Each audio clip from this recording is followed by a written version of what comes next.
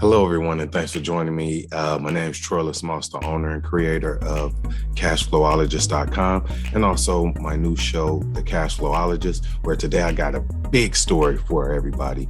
I've got one of my big time leaders, Allyson Sherwood, who's here. She's going to talk about her stint with Hyper Fund, which is now known as Hyperverse. So such a big deal to talk about this. So see you guys on the inside.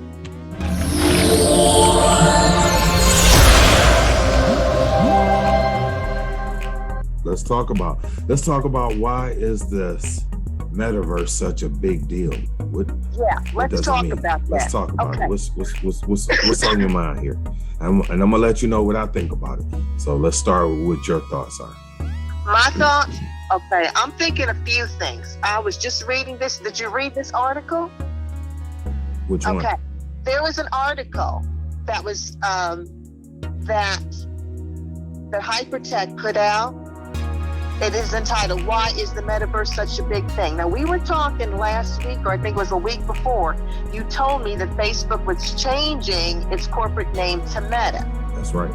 Okay. Now me being in the teaching field, I've heard a lot about metadata and the whole concept of meta in terms of teaching. Now, okay, just a second. Yeah. Can you introduce us to what your name is and a little bit of information about you so that we can know who we're talking to? Oh, okay. My name is Allyson. I am a teacher, and I am involved with Hypertech. I should say now. Hyperverse. Give me a little bit of information about, your education and why it makes it more relevant for people to listen to you. Well, if we're talking just education, then I guess you can say I've got everything that there is to get. My bachelor's, I do have one, is in English. I had a minor in economics, and I did a mini in geology. I have a master's in MBA. My business administration, but my concentration was in finance, risk analysis, and portfolio management. And I kind of went back and redid it, and I have it in investing. And yes, I am an options girl to my heart. I also have a doctorate, educational leadership and education technology. So I've got one of everything. Wow. Okay. So if that means anything, yes, I've got a lot of schooling under belt. Yay. Yeah, I just wanted to let my viewers know the caliber of people that we're speaking with today. And again, you could go ahead and give me your thoughts on Metaverse and what you've come across over the last few days. Okay, well, I'm seeing a few things. And as I was reading this about Facebook, and you told me that Facebook was changing its name to Meta, this seems to be, I don't want to say it's a buzzword, but it's a draw word. It definitely is. It's definitely a draw word. And if you just want to look at it in terms of the industry, yes, it is the next big thing. And people are coming with the next big thing. And this is Metaverse. And as I was reading this article, what was coming to me, we look at, let me put it another way. Because of COVID, we were dealing with each other virtually. So we're taking that virtual experience, and we're going to, it seems like to me, we're doing our best to 3D it. Right. As best as we can.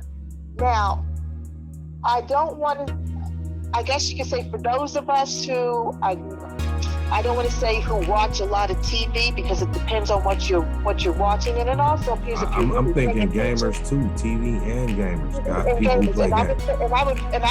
I would say that because of what happened in TV, we see it in gaming. Let me just give this a little more context.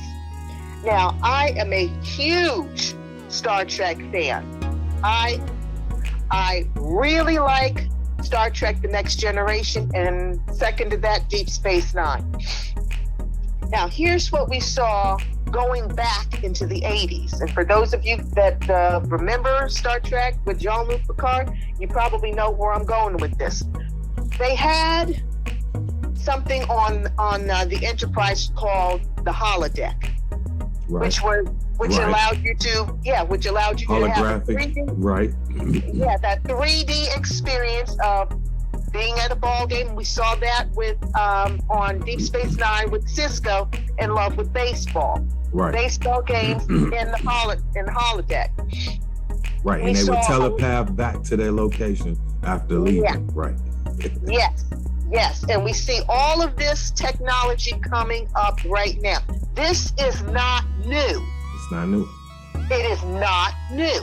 If you paid attention back then to what was coming out, let me step this back even a little further. For those of you who are history buffs going back into World War II, this is not new. What we saw in Star Trek, and I'm pointing that because I know that best, the studies and all the tests that we had, including I think it was the Philadelphia experiment where that ship disappeared. All of that technology and what we were privileged to know came out in television. This is not new. This is actually old.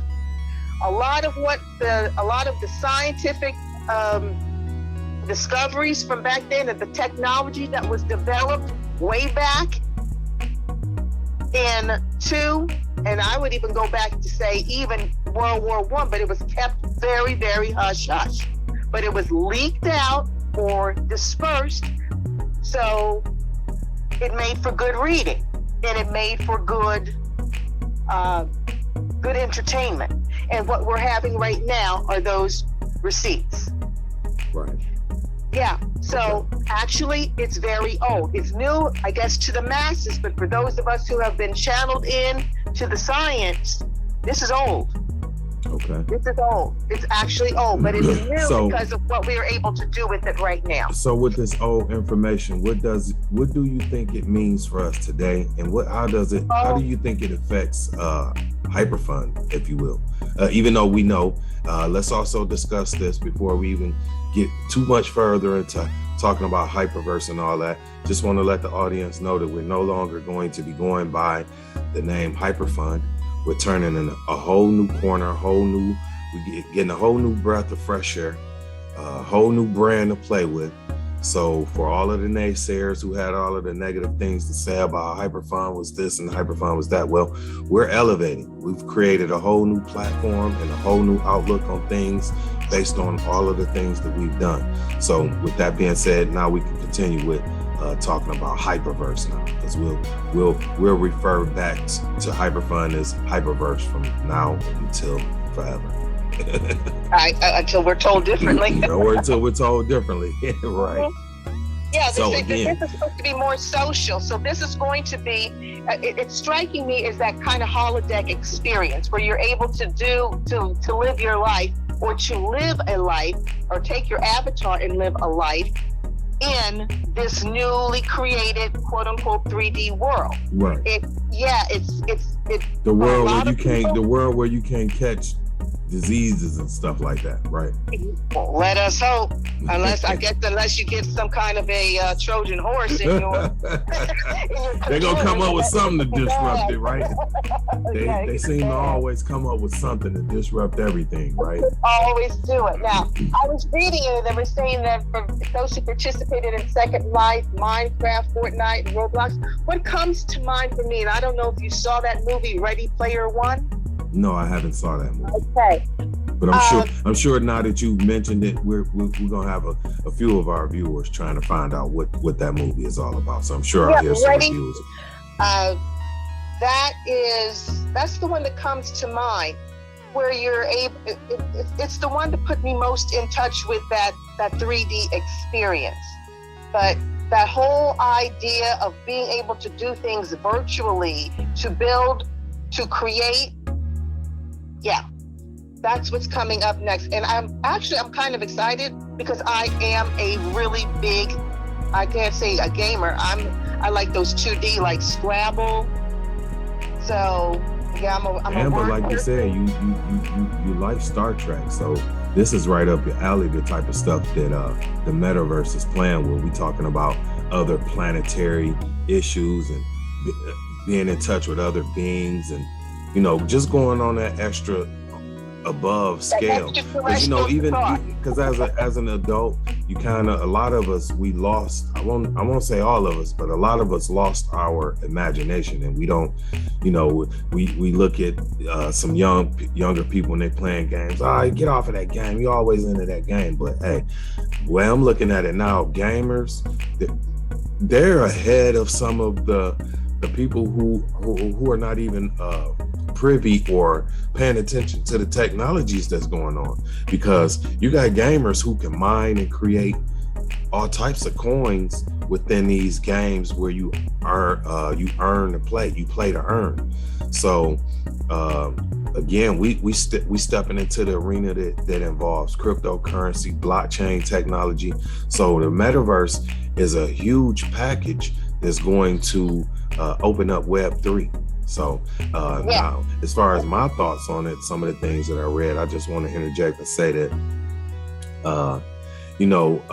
companies and individuals are using meta as a wordplay or a way to infringe upon this new technology as it emerges. And I'm not gonna say that that's a bad idea. I mean, look at what we've done with Hypertech Group. Now we're involved.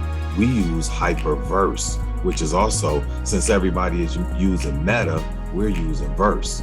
So it almost goes that one universe, but trying to bring everything together. Now you mentioned extraterrestrials. Now we for those who've been watching on television about ancient aliens and some of those other stories about extraterrestrials having been on Earth a long time ago.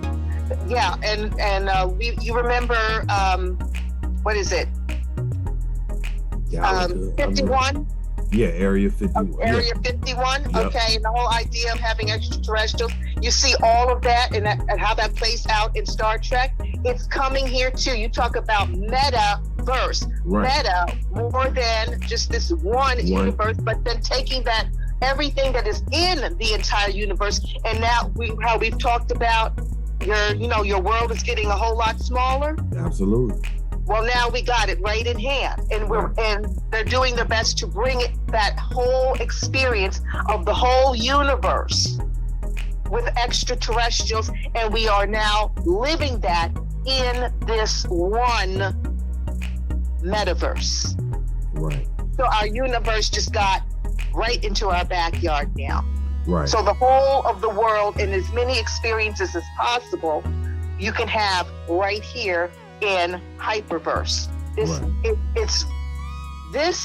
is, and I cannot wait to see and experience it for myself. This can possibly be the most mind-bending experience for a lot of people in the 21st century. Right. Let's just talk more independently about yourself. Now, based on some of the things you've read, based on some of the things you've been hearing, and what how does the new information that you just read today, how does it affect you as a leader in Hyperfund or Hyperverse? how does it affect you?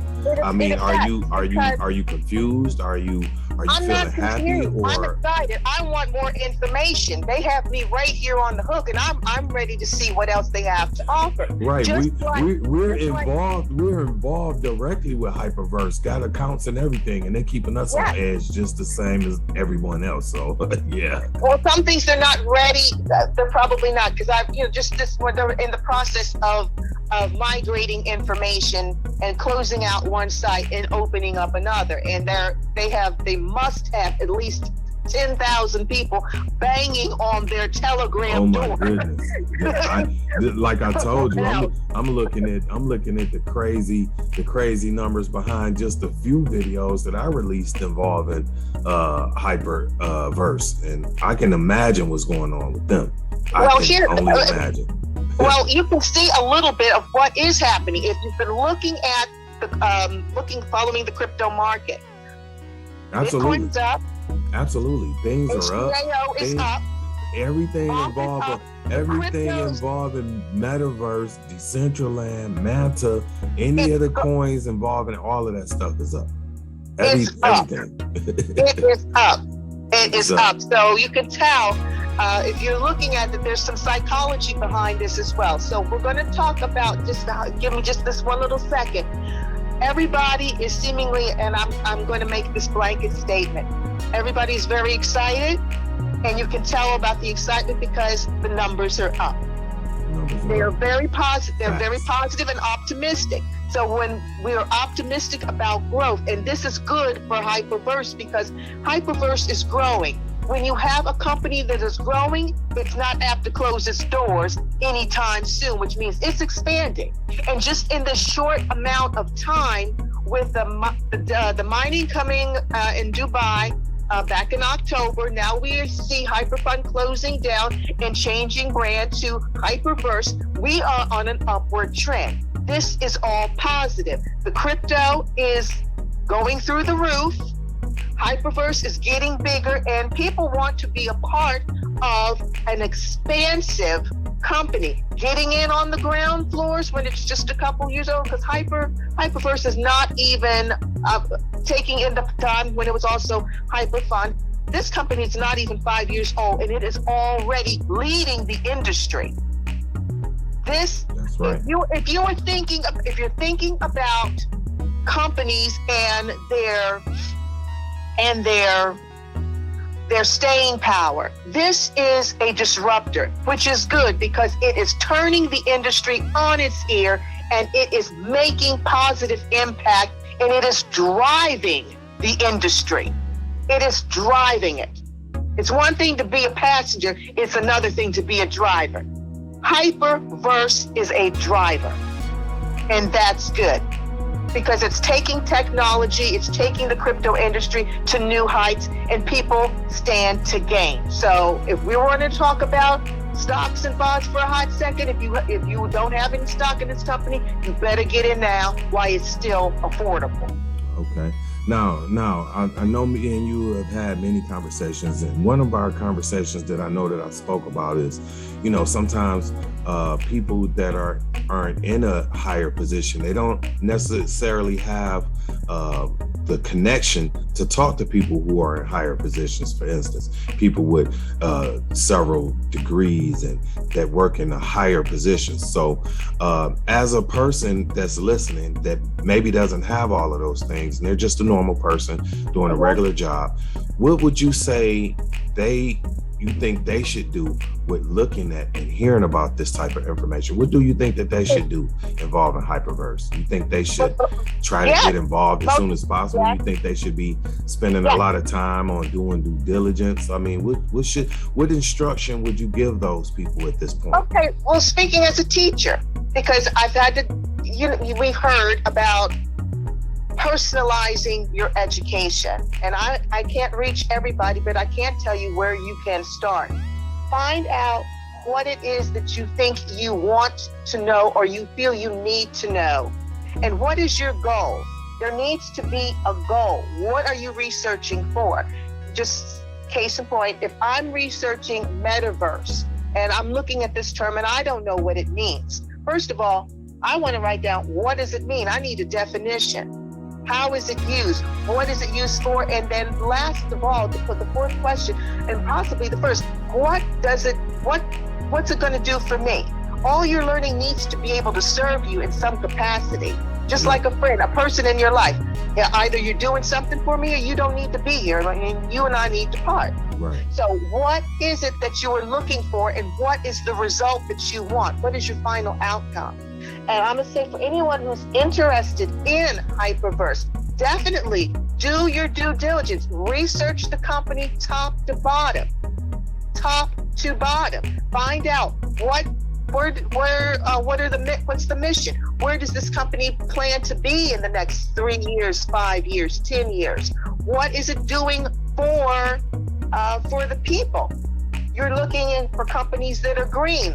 What's the footprint? Is it a nasty company? Is it toxic?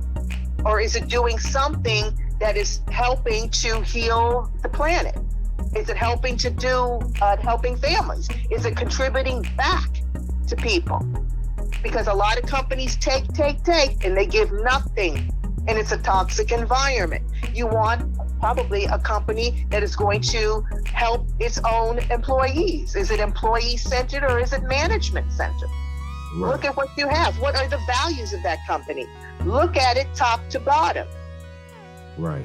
Okay, doctor. So you know, now you answered a critical question for the regular person that's looking at this. Now, I want you to answer a question for that one naysayer, because I know he's somewhere around here lurking, looking at videos, trying to find the first negative thing that he can to downplay the situation. You got any words for that person? Well, yeah, I do. And I've had some of those in class. First of all, button your lip and do your homework. Know what you're talking about. So if you're just coming straight out of your face, Hyperverse has nothing for me, it doesn't do anything for anybody, and you don't know anything about the company, the only thing you are publicizing is your own ignorance. And don't make yourself look that stupid. You see enough of that all day, just turn on the television. You don't need to be one of them. Good answer. Now, you know, I definitely don't want to take too much of your time, but, you know, is there anything else that you just want to speak about as far as the industry itself, network marketing, direct sales, or where you see network marketing going in the next few years? And what do you have to say about people who have negative things or negative thoughts towards network marketing? Let's stop on that one point for network marketing. Well, one, because I'm an introvert, Allyson does not like going out and reaching people like that. So it's kind of even amazing that I was a teacher for over 20 years. Right. Let me say this. Companies that have a good product or good service, you never really need to sell them, because the service or the product sells itself. Okay, but what I think is very unique, and I think that the model that Hyperverse has is going to start being copied, and I mean where you are able to passively, meaning without involving anyone else, you're able to passively gain your rewards. If you want to help build the community, you still get rewarded. So you're able to work passively or actively, and you still win. Right. Either way, even if you want to do a combination of both, you still win. And I think that that's a model that I think a lot of anyone entering the industry is probably going to find very, very beneficial, because a lot of people don't want to get out and hustle and have their prosperity hinged on someone else's entering or their ability to recruit other people. Right. That's that can be a turnoff, because right. if you can hustle, and if you just don't reach the right people, or you don't have the gift of gab, then you lose. But this, you win. You can work it passively, you can work it actively. You can do a combination of both, and you win. And that's what's very attractive, and that's why a lot of people that I've spoken to are drawn to this opportunity. Good answer. Well, look, Doc, again, I don't want to take too much more of your time. Can you tell the fans and the followers where they can find you at if they wanted to get in touch with you, or, you know, just to ask you any questions? That you got a phone number or an Instagram or anything like that? I have a phone number, and it's actually from the business that I closed when I entered this one. Okay, go ahead and state that number. I opened in March, and I closed in April, because this was just so much better. Phone number 551-312-2973, and you can also reach out to me on my on my business email, Asher, ASHER 973 at AOL.com. And I use AOL because I don't get a lot of traffic. All right. Well, great, Doc. Well, I'm pretty sure you're going to start getting some traffic here soon. Again, I don't want to take up too much of your time. I appreciate you taking your time out your day to give me this brief interview. And I look forward to having more conversations with you in the future. And as far as all of my fans and followers that are looking on, I look forward to seeing you at the top and see you in the next video.